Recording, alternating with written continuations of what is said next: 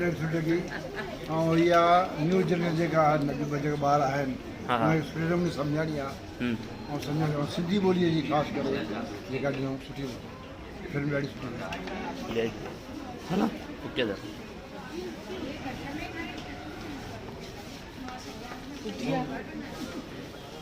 Picture कीअं लॻी गुड़िया तोखे छा सिखे एॾो घंटो ॿुधाए असांखे पंहिंजो एॾी देरि वेठा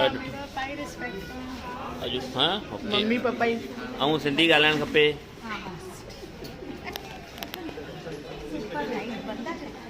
चलो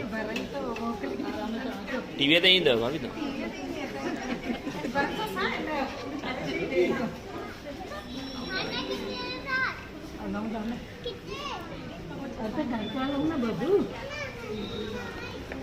श्रीचंद तव्हांजी पिक्चर कीअं लॻी साईं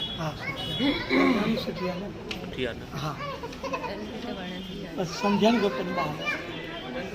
दीदी कीअं लॻो पिक्चर तव्हांखे हुनखे यंगस्टरनि खे सम्झणो खपे। ओके दीदी कीअं लॻी पिक्चर तव्हांखे जय झूलेलाल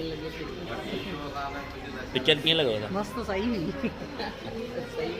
पिक्चर कीअं लॻो तव्हांखे छा मिलियो जय झूलेलाल कीअं लॻी पिक्चर सुठी लगी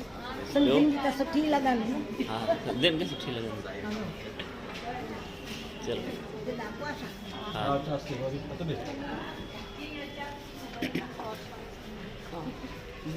एक जी अम्मा तव्हांजी पिक्चर इहो सिनेमा जेको सिंधी पिक्चर हा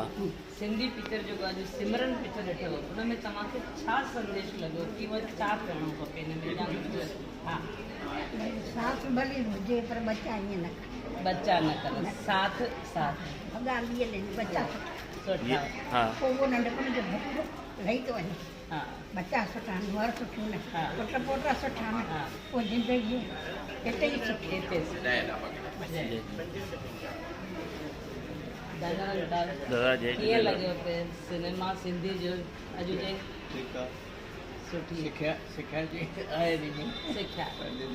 सिखनि हा सिखिया सिखनि वारा बस सिखनि संदेश ॾियणु सही आहे हा इहो संदेश सही जय झूलेलाल साईं कीअं लॻी पिक्चर तव्हांखे कीअं लॻो पिक्चर तव्हांखे मस्तु आहे न चलो